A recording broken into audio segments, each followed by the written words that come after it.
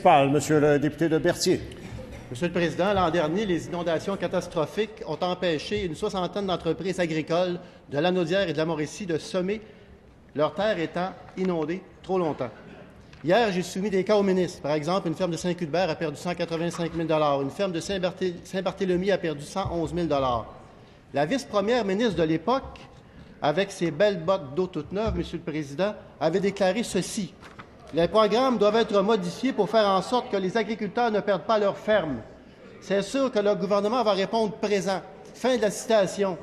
Un an plus tard, le gouvernement n'a rien fait pour ses agriculteurs. Est-ce que le ministre de l'Agriculture peut nous expliquer pourquoi il a abandonné ces agriculteurs qui ont perdu des dizaines, voire des centaines de milliers de dollars et qui risquent maintenant, ni plus ni moins, la faillite? Le ministre a eu la demande hier. Ce n'est pas une demande, dans le fond, c'est un compte-rendu de la situation. Il y a eu des reportages à l'automne dernier, il y a eu des articles dans les journaux. Monsieur le Président, si le ministre n'était pas au courant davantage que depuis hier, il y a un problème au ministère, puis c'est peut-être le ministre le problème, là. Parce que cette situation-là, on l'a dénoncée depuis le printemps dernier, parce qu'on savait ce qui s'en venait. On l'a travaillé à l'automne. Les agriculteurs se démènent comme des diables dans l'eau bénite, Monsieur le Président. Ils n'arrivent pas à avoir une réponse. Et là, ils vont peut-être faire faillite, puis le ministre nous dit... Monsieur le ministre de l'Agriculture. Ouais, je ne veux pas personnaliser le dossier et invectiver le collègue comme il le fait à mon égard.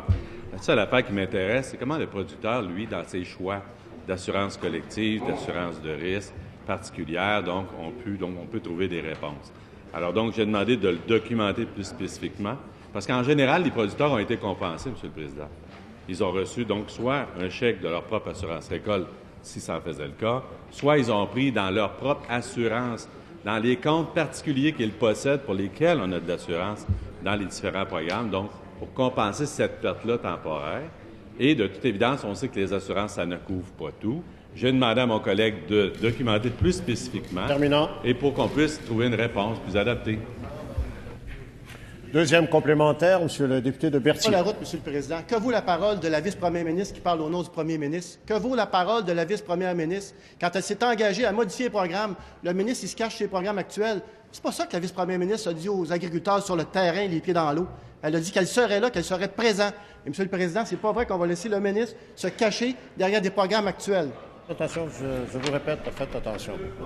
Je vais terminer votre... Monsieur le Président, le ministre a une obligation de résultat. Il doit soutenir les agriculteurs qui ont été touchés par une catastrophe naturelle. C'est son devoir de le faire et la parole du premier ministre est en jeu.